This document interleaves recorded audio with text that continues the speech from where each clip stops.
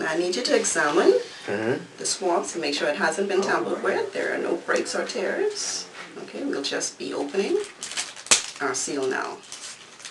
Okay, it's a total of 4 swabs altogether. Okay, we'll do the first 2. Open up for me.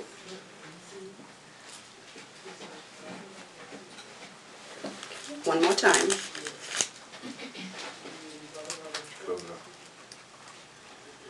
Okay, that's you. Good. I'm just going to put these in here. Did you miss your clothes today? You get it? I need you to witness this. Okay?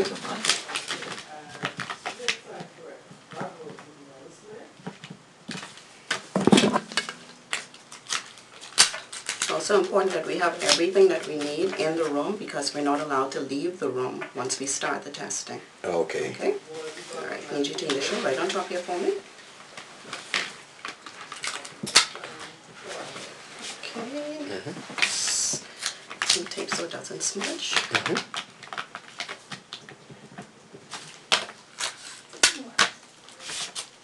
Okay. Okay, that's my initial, today's date, your initial. And your label as the child, Utah Leonardo Taylor, born on the 21st of February. My name, Natasha Mackey, today's date, the 7th of December, 07. Okay, that's a sample. Now the final thing we need to do is to take a photo, a recent day photo, just as proof that you were here. Okay. Okay, so I'll just go ahead and do that. You can stay right there. Okay. Ready? Okay.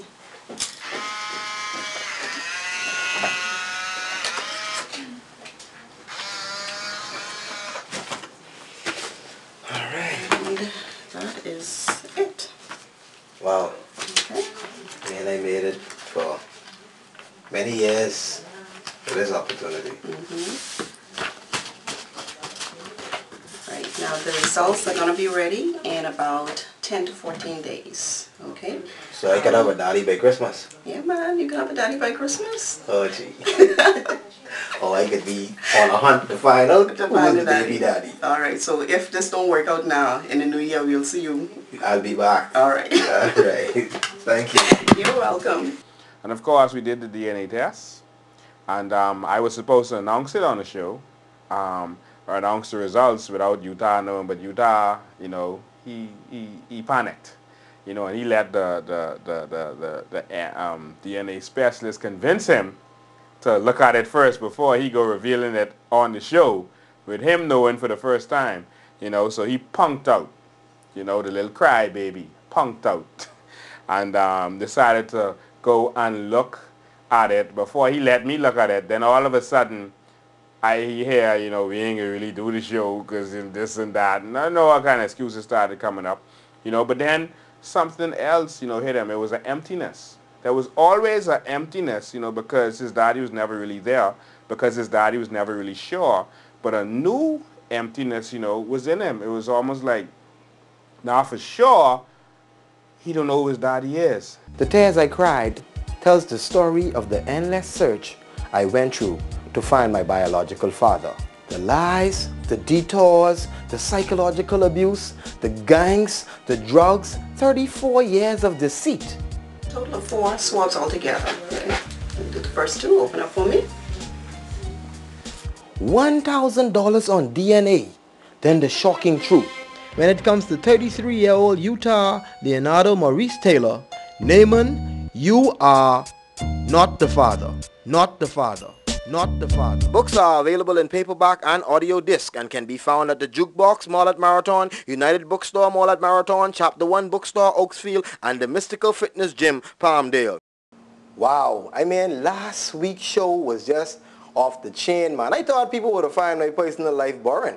You know, I said, for once in my life, I decided to do a show on me. I had my sisters on the show and we had conversations, Lachelle and Nakisha. I mean, my cell phone was like just blowing up off the hook. And we have a hurting town. Bahamian people, The Bahamas is hurting, man. We have so many people who called in, who text in, who's going through the same situation. As a matter of fact, some even worse than mine. I mean, I feel like I'm heartless holding the burden of the world on me, man. I don't even know if I could actually handle this at this point in time, but so many people, and I'm glad that I was able to open the door for our Bahamian people to express their self and not be afraid anymore, because this stuff needs to change. And Utah is about to make a change. And on the show today, I am here with two of my, I don't know if I could call them wonderful. I mean, you save those type of talks for the ladies, right? Yes. Or can I say two of my wonderful brothers? We'll accept it. You'll accept that. Yeah. I'm on the show here today with two of my wonderful brothers. And just like I did with Lachelle and Lakeisha, it's going to be conversations with my brothers, you know. It really touched me to find out that, you know, after 34 years that I had another brother out there. I mean, all my life, I grew up with 4 sisters in the house. I knew Chris and our other brother Sean from small. So when they say that I had another brother, it's like, it kind of put me back. How you felt, man, when you heard that? I laughed. And I told somebody, I say, man, you don't believe somebody say I have another brother out there? Did you believe it, or you believe it was just... I believe it was a hoax. I can't lie. I believe it was just a hoax. I just was saying, you know. When this other brother was identified, when they told you who I was, right? How you felt when you saw me, or when you found out who I was? The lady, when she first heard it, she called me. She blew up my phone. Well, Tito, they say you have another brother. So I said, nah, I'm watching the show. And then I told my stepson, I say, you believe this fella say he's my brother? And then my stepson said, no, so he ain't look like you all. And they're sitting down, and I actually watching the show. Your glasses drop off, but... I started seeing you do the hand gestures like daddy. And the way how, you know, he's get excited when he talking. I said, yeah, I said to myself, boy, this could be a possibility. Chris, I think perhaps maybe, not that I want to have any sort of like division, but I think perhaps maybe me and you could relate a little bit more, because I would feel being on the outside. I mean, I know Daddy perhaps was there for you, but you were not in the house. Right. How did it feel, man? Well, of course, I mean, knowing your father, you know, and having a relationship, you know, with your siblings, you know, is good. But of course, it never could really be the same from outside, I guess, looking in, so to speak.